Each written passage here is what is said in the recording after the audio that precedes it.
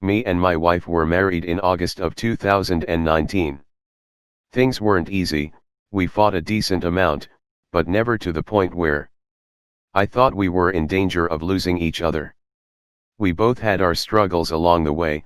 I have been in active recovery for a porn addiction for over 6 years while she was starting her therapy journey to address childhood incestuous abuse. I thought we were on the right track.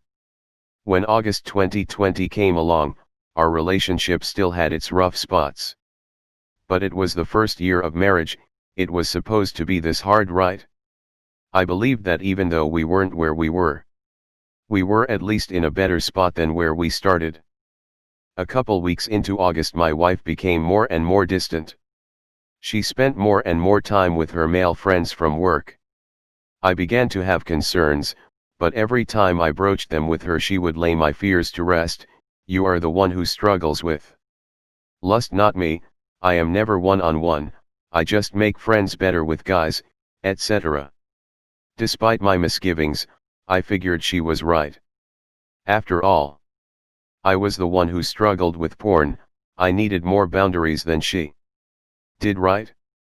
We had the talk early on in our marriage that we wanted to set the boundary of never being in a one-on-one setting with someone of the opposite sex. We wanted to be above reproach.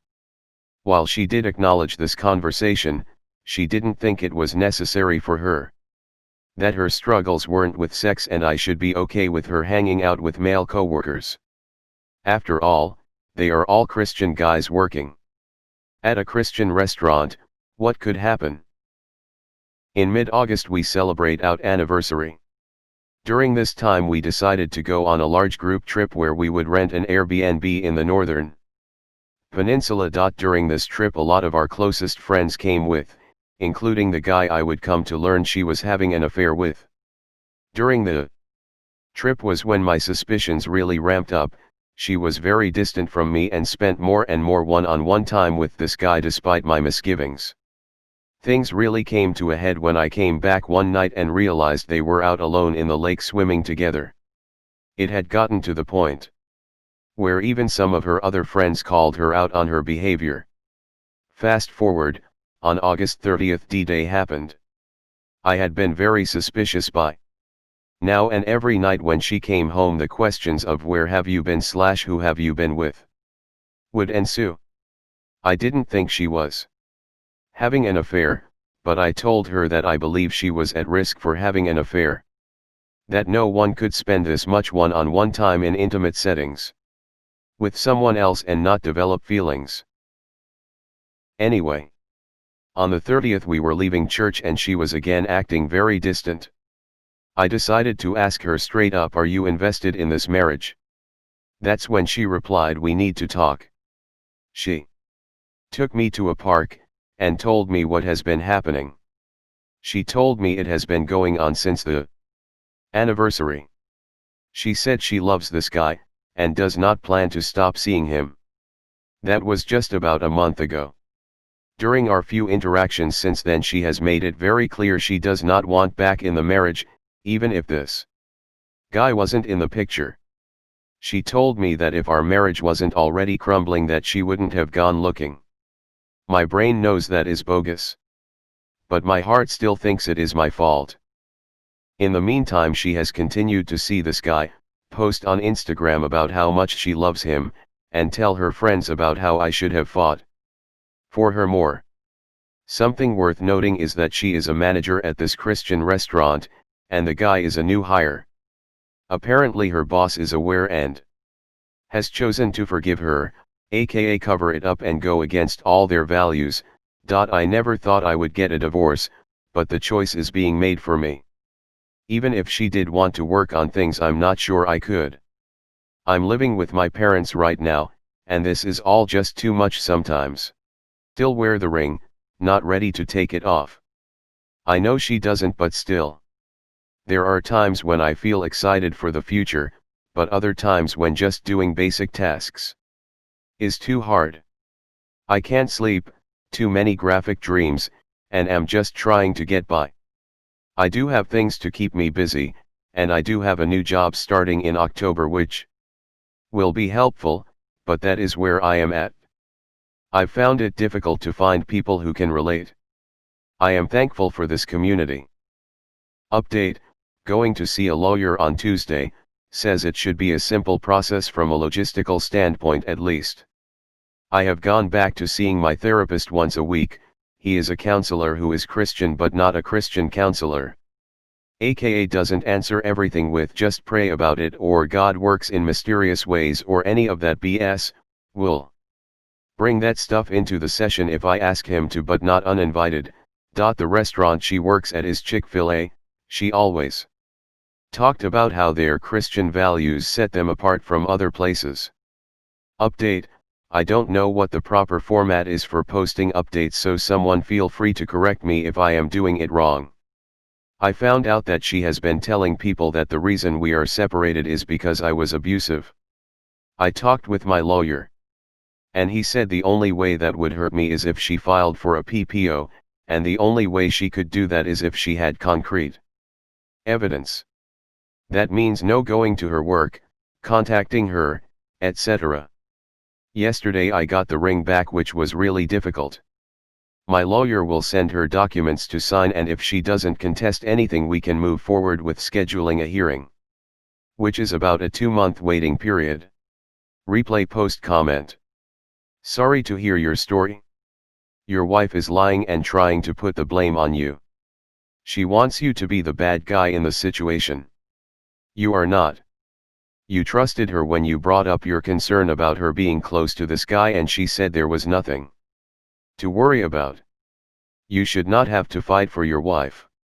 She should have told the issues she was having with the marriage. To me it sounds like she likes the rush of a new relationship, and until she grows up she will keep on repeating the same with every man she gets with. She will fall in love with them, and when it gets dull go look for more attention. You are blaming yourself and should not. You want to blame yourself for you are the main character in your story. You want to be in control of what happens to you. Sometimes you are not. She was the one who cheated, not you. You need to understand many things in life are out of your control. You do control how you handle those things. You need to move on, my friend. You need to see that the marriage is over. You need to have new hopes and dreams. You need to make new plans for your future. Wearing that ring will just be an anchor to the past. The past is over, and be in the present. Your wife is lying and trying to put the blame on you. She wants you to be the bad guy in the situation. The pious for show adulterers are always the worst offenders of this. It's like they can't cope that what they did was straight up evil. So they deny to maintain their good Christian image. In turn, they wind up hurting the ones who deserve it the least. Remember though, she had every chance to choose truth. The truth shall set you free, but instead she chose to swaddle herself in lies. This had nothing to do with you. Definitely do this up. That place claims it's a Christian establishment just to use that to drive business. They are liars and immoral. Leave an online review everywhere you can telling this story about them.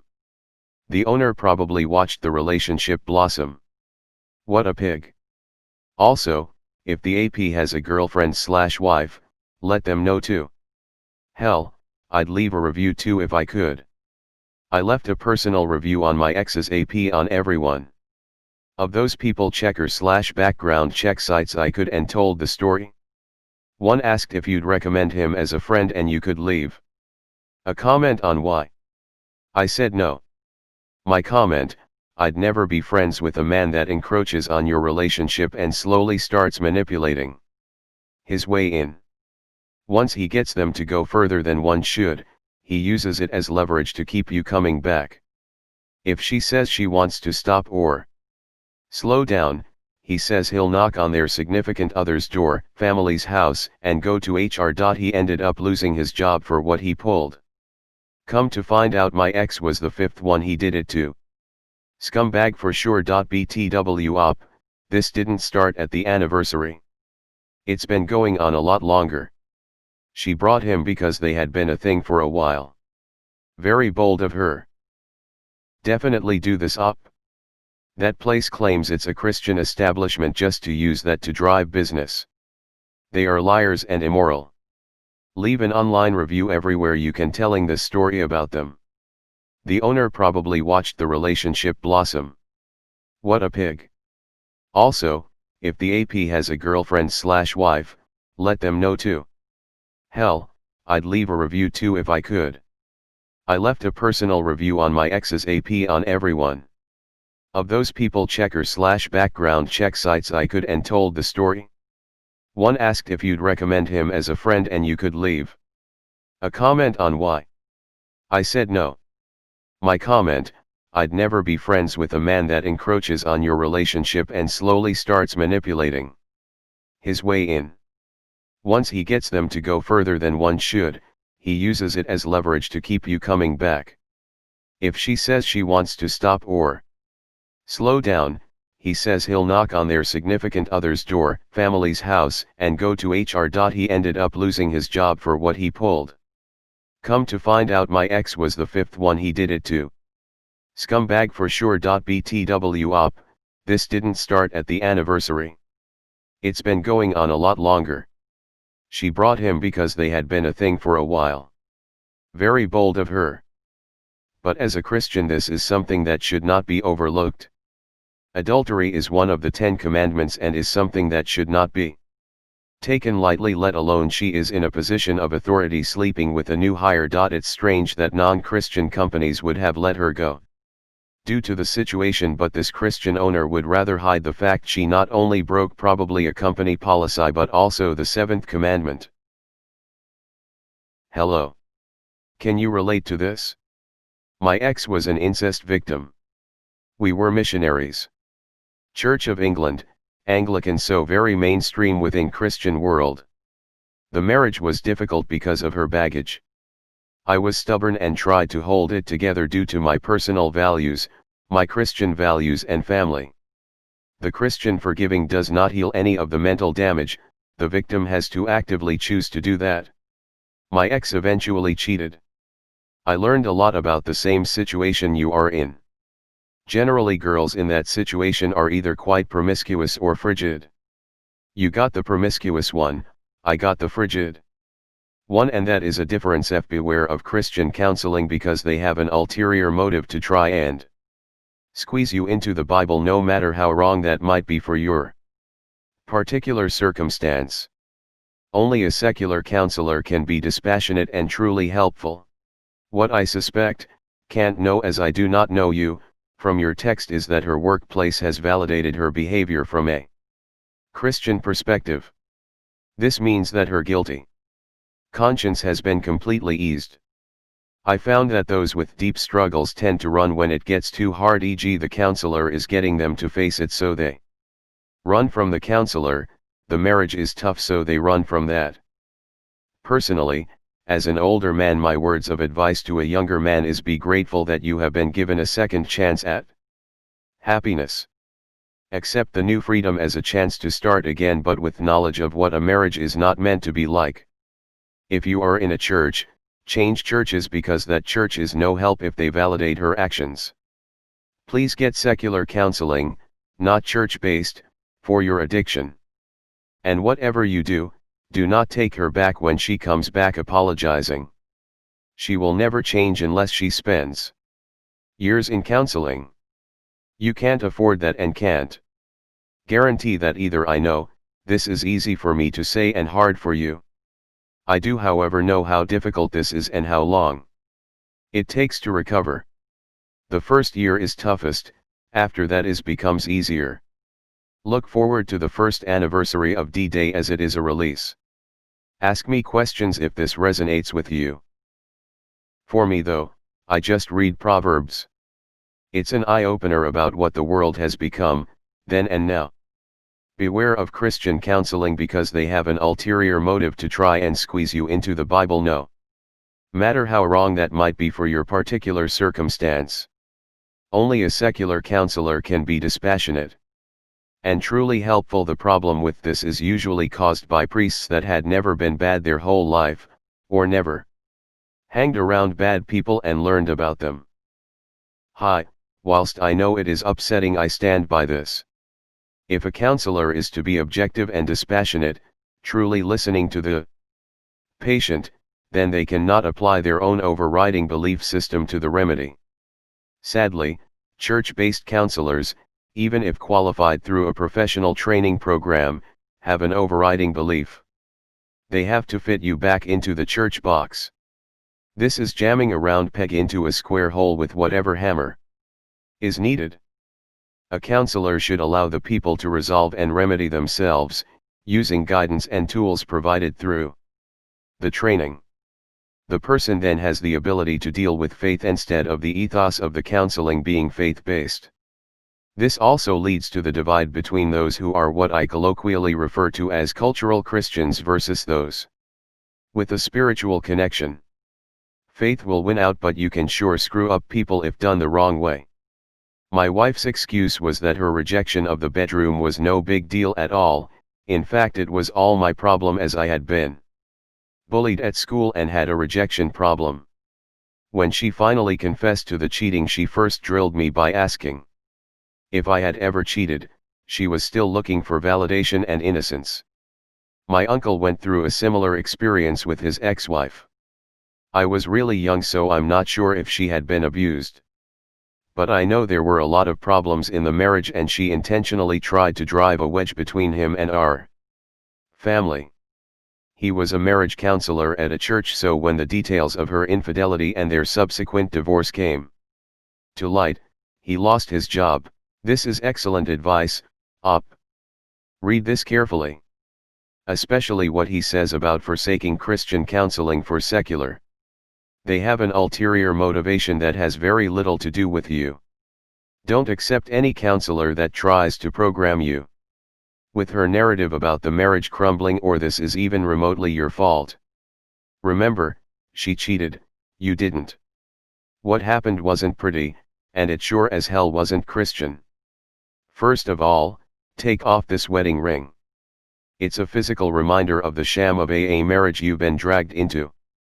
By removing it, you also won't give her the satisfaction to still feel wanted. Focus on yourself and turn the page. She's not worth a single second of mourning. She's trash and showed it very clearly. Best of luck, mate. Op, I have been in your shoes, and on my D-Day I took my wedding ring once I heard the truth and handed it to my ex. They say the ring is a circle, that is not meant to be broken. Well, I say take that ring off and focus on you. The trust has been broken. There's a lot of good advice here. Ultimately you need to do what is best for you. I do suggest, if you can, going to therapy to help process this. Truly, best of luck. Sorry, brother. I hate to see anyone go through this kind of hell, because getting betrayed is the worst feeling in the world. Your STB ex-wife is nothing but a hypocrite and a remorseless cheater who is incapable of being happy with what is right in front of her. I guess those vows made before God weren't that important to her. Some Christian It doesn't matter if she were to do a complete 180, she has proven to not be a good, trustworthy person, and there's no way this is reconcilable. People like her will continuously move on from guy to guy when she gets bored and they fail to live up to her unrealistic expectations. Her cheating was in no way your fault. Her cheating was because she is a shitty, entitled person with severe character flaws. Please do not blame yourself for her actions. File for divorce and start fresh with a new outlook. Engage in healthy activities that make you happy, hit the gym, travel. Anything that's positive to get your mind off of things. Use this event as a learning experience and come out of this smarter and better suited than before. And above all, do not get married until you are ready and truly know the person. One more piece of advice: when you meet a woman and she tells you she gets along better with guys and goes out with her male just friends regularly, run away fast.